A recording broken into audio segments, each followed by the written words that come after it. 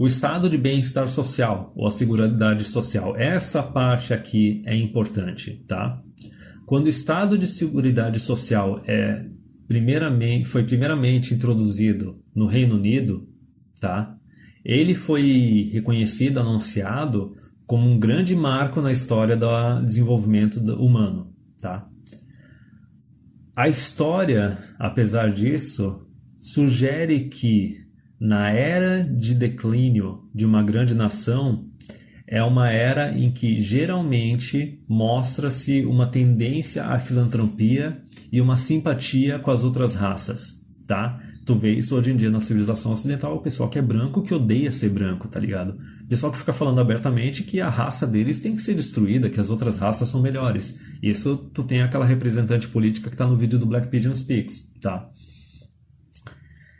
Essa fase pode não ser contraditória com o sentimento descrito no parágrafo anterior, tá? A raça dominante tem o direito de dominar o mundo, tá? Pois os cidadãos da grande nação aproveitam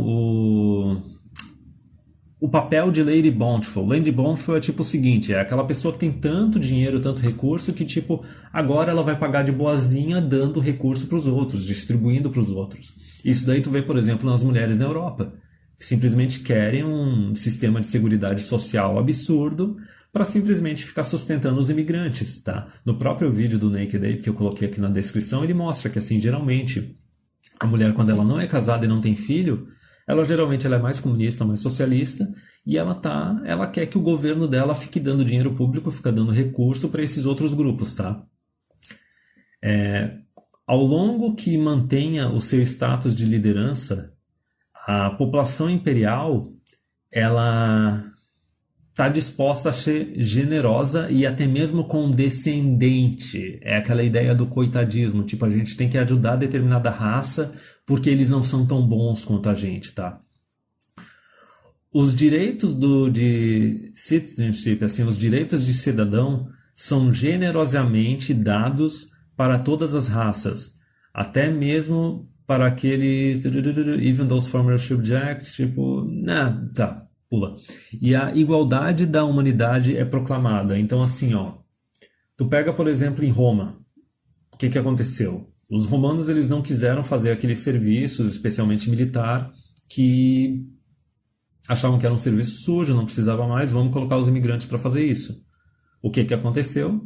Os imigrantes começaram a ganhar direitos de cidadania, entendeu? Os mesmos direitos do cidadão, e direito ao voto e tudo mais. Tu vê, por exemplo, na Primeira Guerra Mundial. Na Primeira Guerra Mundial, teve um monte de países da Europa que começou a colocar em prática ali o voto feminino.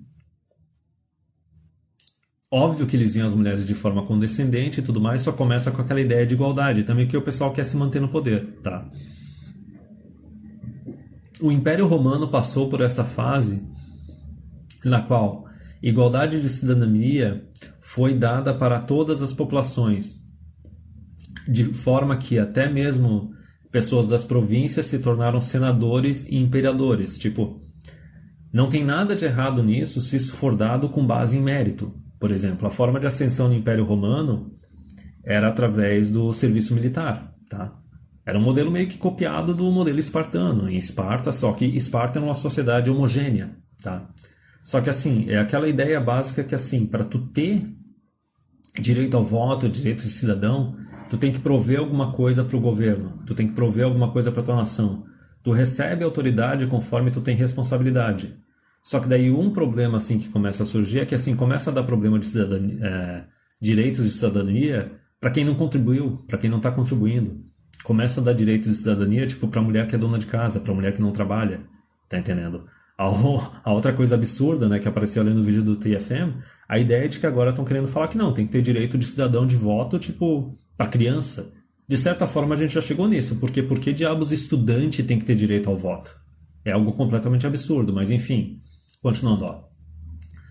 O Império Árabe de Bagdá também era igualmente e talvez até mais generoso. Durante a era de conquistas, os árabes puro sangue constituíram uma classe dominante, mas no nono século, O império estava completamente cosmopolita, cosmopolita com aquela mistura de várias raças, de várias culturas, tá? A assistência estatal aos jovens e aos pobres era igualmente generosa, tá? Estudantes de universidade recebiam grants do governo, basicamente bolsas, para cobrir as suas despesas enquanto eles estavam recebendo educação superior. Então pensa, nono século, bolsa de estudo no nono século, tá entendendo? Coisa que acontece hoje em dia. E a gente sabe que tem um monte de gente que está recebendo bolsa de estudo, estudando para empregos que não vão existir, para empregos que não tem tanta demanda. Mas é aquela ideia, não, vamos simplesmente ser generoso com dinheiro público, né? O Estado, da mesma forma, ofereceu tratamento médico gratuito para os pobres. O primeiro hospital público gratuito foi aberto em Bagdá, no reino de Harun al-Rashid, em 786 até 809, que foi a época que ele governou. Tá? E under his son, pelo filho dele, Mamun, os hospitais públicos e gratuitos apareceram por todo o Império Árabe, da Espanha até onde é conhecido hoje como Paquistão. A impressão de que o Império vai sempre ser automaticamente rico faz com que o Império comece a gastar de forma absurda na sua própria benevolência. Até um momento em que a economia colapsa, as universidades são fechadas e os hospitais caem em ruína. O Brasil não é tanto um império assim, só que tu acha que isso já não está acontecendo com as universidades? Tu acha que isso já não está acontecendo com os hospitais?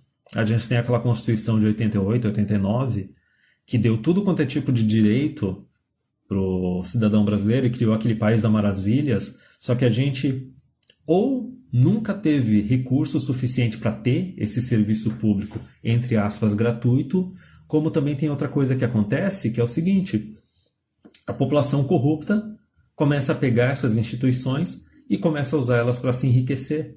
A gente tem aquela ideia que não, é só político que é corrupto. Não, cara. Tem muito funcionário público que pega as universidades, pega os hospitais públicos e fica usando o negócio para se enriquecer. O que te garante que, por exemplo, ali, a Federal do Rio de Janeiro estava usando 95% do orçamento dela para folha de pagamento? O que te garante que as UPAs, os postos de saúde, os hospitais públicos, os funcionários públicos desses hospitais também não façam isso? Se é reconhecido publicamente por todo mundo que os salários de quem está no setor público são bem maiores que os salários de quem está no setor privado. Então, assim, se tu tem um hospital público, uma universidade pública e tudo mais, automaticamente a maior parte do orçamento vai estar indo para a folha de pagamento dessa galera e vai faltar recurso para os produtos, para a manutenção, e é por isso que o serviço é uma porcaria.